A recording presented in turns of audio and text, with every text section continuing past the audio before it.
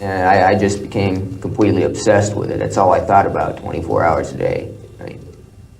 I was dreaming about it at night, constantly all day at work. That's all I thought about, was killing kids.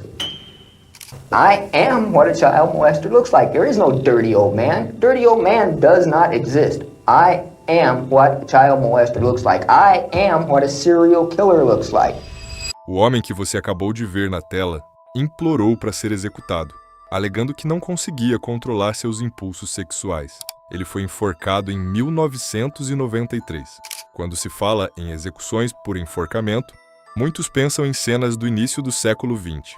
No entanto, no final dos anos 90, ainda eram realizadas execuções por esse método nos Estados Unidos. Neste vídeo, você descobrirá todas as execuções por enforcamento da era moderna, os crimes horríveis que unem esses criminosos e as últimas palavras dos condenados antes de morrer na forca.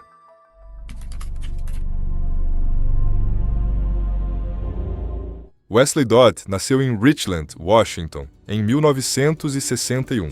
Foi criado numa família de classe média alta, sem nenhuma dificuldade financeira e sem qualquer histórico de abuso ou violência. Era uma família unida e aparentemente feliz.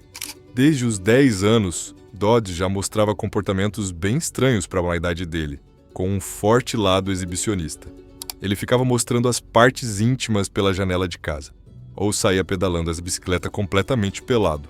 Obviamente, como era só uma criança pequena, a maioria das pessoas achava aquilo engraçado ou bonitinho, em vez de preocupante. Quando ficava sozinho, Dodd também praticava atos de masoquismo que ninguém via. Não vou entrar em detalhes porque ficaria pesado demais, mas eram coisas bem intensas e completamente inadequadas para uma criança da idade dele.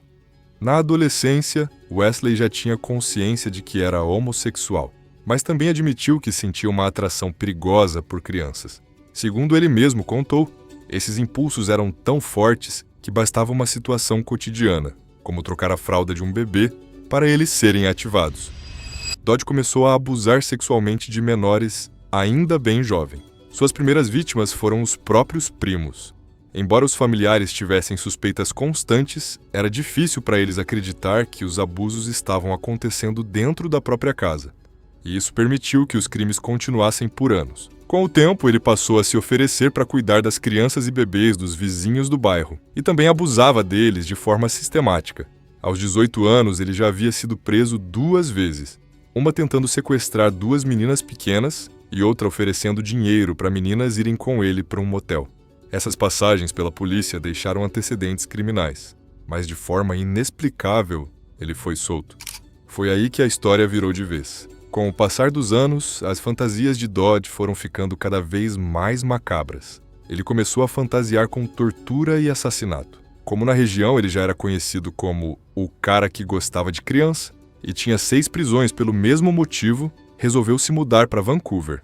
No final do verão de 1989, Wesley Alan Dodd já estava com o assassinato na cabeça. No dia 4 de setembro, armado com uma faca de 15 centímetros, ele saiu rondando David Douglas Park. Naquela tarde, escolheu aleatoriamente 2 irmãos, Cole Neer, de 11 anos, e William Neer, de 10 anos. As crianças caminhavam sozinhas pelo parque quando Dodd as abordou. Ele as intimidou, obrigou-as a sair da trilha principal e as levou para uma área mais isolada do bosque. Lá, amarrou os 2 com os próprios cadarços dos sapatos, abusou sexualmente de ambos e depois os esfaqueou até a morte. Em seguida, fugiu. Menos de 15 minutos depois, um adolescente que estava fazendo trilha encontrou os corpos e correu para chamar a polícia. Nas semanas seguintes, Dodd acompanhou obsessivamente todas as notícias sobre o assassinato das crianças, adorando a repercussão na mídia. Chegou a montar um álbum de recortes com reportagens de jornal e anotava cada detalhe no próprio diário. Essa obsessão só cresceu e logo o empurrou para procurar novas vítimas.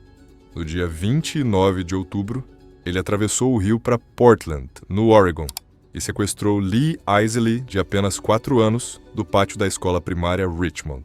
No apartamento dele, abusou do menino e tirou fotos. A imagem que você está vendo na tela é uma fotografia perturbadora tirada pelo próprio Wesley do pequeno Lee, pouco antes de matá-lo. O horror parou por alguns minutos quando saíram para comer no McDonald's e passar no Kmart, onde Dodd comprou um brinquedo para a criança. Quando voltaram para o apartamento, o abuso continuou. O assassinato aconteceu às 5h30 da manhã seguinte. Dodd estrangulou o menino até deixá-lo inconsciente e terminou o serviço com uma corda, pendurando o corpo de Lee numa barra dentro do armário. Na mesma noite, depois do trabalho, ele jogou o cadáver perto do lago Vancouver. Um caçador encontrou o corpo no início da madrugada de 1º de novembro. Enquanto assistia às notícias sobre a nova descoberta, Dodd projetou um potro de tortura para começar a experimentar tormentos mais elaborados. Assim que terminou de construir o aparelho, saiu em busca da 4ª vítima. No dia 11 de novembro, ele tentou sequestrar um menino dentro de um cinema. Porém, foi descoberto enquanto fugia com a criança por um beco. O namorado da mãe do garoto e vários funcionários do cinema perseguiram Dodd. O menino gritou e se debateu, o que gerou um enorme tumulto e chamou a atenção de todo mundo. Quando foi dominado, a polícia começou a interrogá-lo. Dodd negou tudo. Durante o julgamento, a polícia apresentou como prova a busca e apreensão no apartamento de Dodd. Lá foram encontradas a cueca do Homem-Aranha que pertencia a Lee Isley, além de fotos do menino tiradas antes e depois da morte. Também acharam uma maleta preta embaixo da cama dele, onde guardava recortes de jornal sobre os próprios crimes, seus diários e um álbum intitulado Recordações de Família. Dentro dele, escondia fotografias de crianças pequenas. O mais perturbador, também havia uma imagem do menino Jesus. Ao longo de todo o julgamento, era nítido que Dodd parecia aproveitar cada momento em que falavam dos crimes que ele havia cometido. Em certo ponto, quando perguntaram o que achava que deveriam fazer com ele, Wesley respondeu o seguinte: Raise your right hand. Do you swear the evidence you're about to give is the truth, the whole truth, and nothing but the truth, so help you God? I do. What would be your intention if you're forced to live in prison? Do everything I can to escape, and if necessary, kill prison guards on the way out. And I'll go right back to doing what I did before as soon as I hit the streets. Which is what? Kill kids. Kill and rape kids. Yes. So you should be executed for the safety of others. Yes. Em 1990, Dodd foi condenado à morte. Quando ouviu a sentença, ele abriu um sorriso. Não quis recorrer. Naquela época, a injeção letal estava começando a ganhar popularidade, a cadeira elétrica já estava caindo em desuso e ainda existia a câmara de gás. Mas em Washington ainda havia outro método legal disponível, a forca. Dodd escolheu ser executado dessa forma. Disse que era o mais apropriado, porque foi exatamente assim que ele matou sua última vítima. Enquanto estava no corredor da morte, Dodd escreveu e publicou um panfleto dirigido aos pais com dicas para protegerem os filhos de pedófilos. O documento vazou para a imprensa e gerou enorme polêmica. Como quase sempre acontece no corredor da morte, Dodd se converteu ao cristianismo. Ele afirmava que, quando fosse executado, iria para o céu e ficaria junto dos 3 meninos que matou para amá-los de verdade. Finalmente, depois de 3 anos no corredor da morte, ele foi executado em 5 de janeiro de 1993. No dia anterior, pediu salmão grelhado com batatas gratinadas como última refeição. Naquele mesmo dia, ele foi pesado e fizeram um ensaio geral, usando um saco de areia com o peso exato dele para calcular o comprimento da corda e garantir uma morte rápida. Dodd foi executado às 12h05 da madrugada na Penitenciária Estadual de Washington, em Walla Walla. 12 representantes da imprensa regional e local, funcionários da prisão e familiares das 3 vítimas assistiram à execução. Já amarrado, antes de colocarem o capuz, perguntaram se ele tinha alguma última palavra. Ele respondeu que sim e disse: "Uma vez alguém, não lembro quem, me perguntou se havia alguma maneira de impedir os criminosos sexuais. Eu disse que não. Estava errado. Também estava errado quando disse que não havia esperança, que não havia paz. Existe esperança, existe paz. Encontrei as duas no Senhor Jesus Cristo. Procurem o Senhor e encontrarão a paz." Dodd foi declarado morto às 12h14. Ele tinha 31 anos na hora da execução.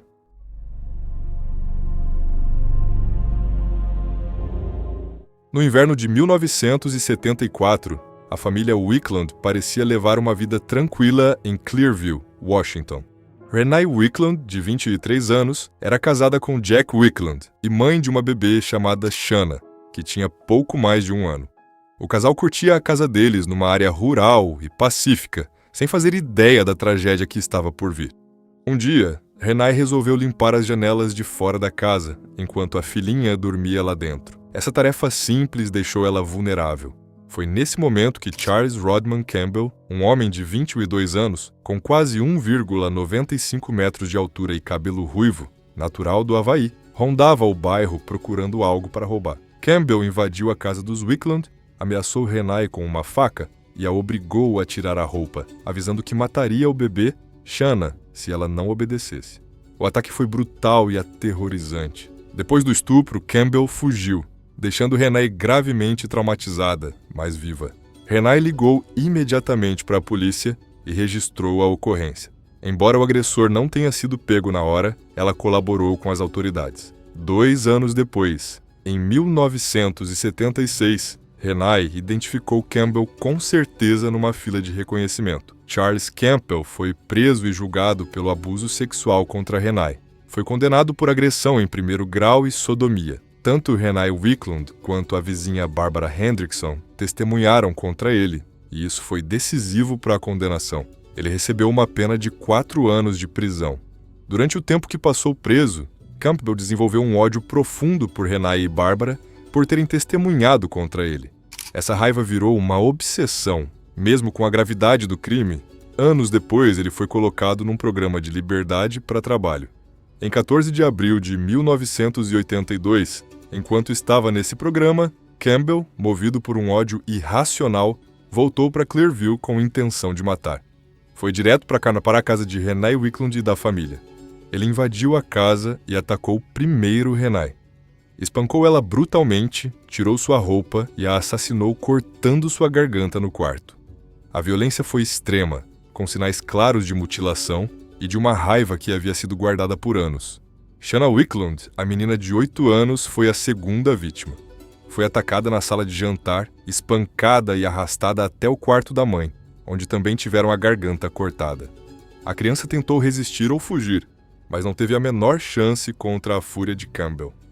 Barbara Hendrickson, a vizinha de 51 anos e amiga da família, tinha ido até a casa dos Wickland naquela tarde para ajudar com a pequena Shanna e medir a temperatura e a pressão de Renai. Como ela não voltou para casa, o marido, Donald, foi procurá-la. Barbara se tornou a terceira vítima. Foi atacada na sala de jantar e assassinada no corredor, também com cortes na garganta e sinais de violência extrema. Campbell a matou para eliminar uma possível testemunha que havia ajudado a condená-lo pelo estupro anos antes. Donald Hendrickson encontrou os 3 corpos naquela mesma tarde ao entrar na casa. A cena era horrenda. Renai no quarto, Shanna arrastada ao lado dela e Barbara no corredor. As 3 haviam sido espancadas e degoladas. A polícia ligou os assassinatos a Charles Campbell quase imediatamente por causa do histórico dele com Renai e do fato de ele estar no programa de liberdade condicional. Foi preso pouco depois e acusado de 3 homicídios qualificados em primeiro grau. Durante o julgamento, ficou provado que os crimes foram um ato de vingança pelo testemunho de Renai e Barbara em 1976. O caso gerou uma enorme comoção pública em Washington, com grande parte da população exigindo a pena de morte. Campbell foi condenado à morte em 1984. Charles Campbell passou 12 anos recorrendo da sentença. Durante todo esse tempo, ele insistiu que não queria ser executado e fez de tudo para prolongar o processo ao máximo. Além disso, se recusou a escolher o método de execução, por isso o Estado aplicou o método padrão, a forca. Ele também não quis escolher uma última refeição especial, porque, segundo ele, isso seria aceitar a própria morte. Death is not instantaneous with hanging. And that a lot of people, it takes 5, 10, 15 minutes to die. And that's a long time to be, hanging up there. It's a very ghastly way to die. Finalmente foi executado por enforcamento em 27 de maio de 1994, em Washington. No dia da execução, Campbell se recusou a cooperar. Os guardas tiveram que borrifá-lo com spray de pimenta para tirá-lo da cela. Ele estava tão apavorado que não conseguia andar nem ficar em pé. Então o amarraram firmemente a uma prancha rígida para conseguir transportá-lo. Já na forca, tiveram que carregá-lo até a plataforma. Colocaram o capuz preto com dificuldade, porque ele ficava mexendo a cabeça o tempo todo tentando tirá-lo. Depois ajustaram o laço sob o queixo. Ele não disse nenhuma palavra final. Às 12h08 da madrugada, abriram o alçapão. Campbell caiu cerca de 1,70 metro, uma distância calculada para quebrar o pescoço na hora. A execução causou uma fratura cervical que provocou uma morte quase instantânea. Foi declarado morto 6 minutos depois. O legista confirmou que ele faleceu em questão de segundos, sem nenhum movimento após a queda. Campbell tinha 39 anos ao morrer e foi a última pessoa executada por forca no estado de Washington. Depois do caso dele, em 1996, a injeção letal se tornou o método principal. Hallie-Ann Seaman, uma estudante universitária, foi assassinada em 1975 e o caso ficou sem solução por décadas. Só em 2024, o cientista forense William Stubbs conseguiu, por meio de análise de DNA, identificar Charles Campbell como o assassino de Hallie-Ann. Billy Bailey nasceu em 1946 na Carolina do Sul, o 19º de 23 irmãos, numa família de extrema pobreza. Sofreu abusos físicos constantes, perdeu a mãe com 6 meses e o pai aos 6 anos. Passou grande parte da infância em lares adotivos e desenvolveu um grave problema de alcoolismo, além de um temperamento violento e impulsivo. Bailey acumulou um longo histórico criminal: roubos, furtos grandes, invasões de domicílio e conduta desordeira. Em 1974, foi condenado a 5 anos de prisão por roubo, mas ganhou liberdade condicional pouco depois. No dia 12 de junho de 1979, enquanto participava de um programa de trabalho que permitia reduzir a pena em Delaware, Bailey fugiu numa espécie de surto psicótico descontrolado. Ele foi até a casa da irmã de criação, em Cheswold, onde tentou se matar, mas ela conseguiu impedir. Depois dessa briga, Bailey pegou-se um carro e seguiu para a cidade. Ao chegar, invadiu uma loja de bebidas, assaltou o lugar armado com uma pistola, agrediu a funcionária e fugiu com dinheiro e uma garrafa de bebida. Em seguida, caminhou até a fazenda dos Lambertson. Lá estavam Gilbert Lambertson, de 80 anos, e a esposa Clara, de 73. Bailey os conhecia desde a adolescência, pois eles já haviam lhe dado trabalho. Sem qualquer remorso, ele atirou várias vezes. Primeiro em Gilbert, que estava do lado de fora, e depois em Clara, usando uma pistola e uma espingarda que encontrou dentro da casa. Depois ainda arrumou os corpos sentados em cadeiras antes de fugir. O principal motivo foi roubo.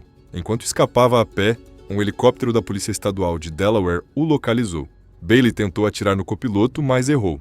Um policial o perseguiu, o alcançou, e Bailey disparou a queima-roupa, mas também errou. Finalmente foi preso no local. Rapidamente ele foi ligado aos assassinatos e levado a julgamento.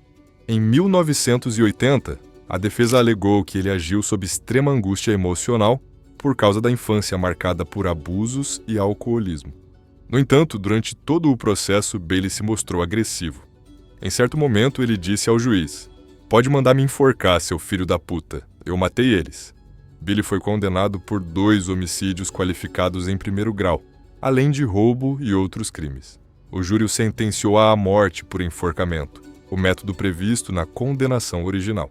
Ele passou mais de 15 anos no corredor da morte em Delaware.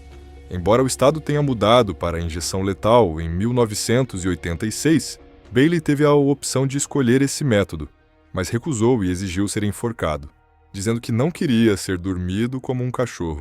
Ele rejeitou o pedido de clemência. Então a ordem de execução foi assinada. Finalmente, em 25 de janeiro de 1996, aos 49 anos, foi executado na forca construída especialmente para ele na prisão de Esmirna. Como o Delaware não fazia um enforcamento havia 50 anos, funcionários do estado viajaram até Washington para estudar o método e fabricar a forca sob medida. No dia anterior, ele foi pesado, 220 libras, e fizeram um teste com um saco de areia do mesmo peso para calcular uma queda de aproximadamente 1,50 metro. Bailey passou as últimas 24 horas dormindo, comendo, assistindo televisão, conversando com a equipe e se encontrando com a irmã, com a capelã da prisão e com o advogado.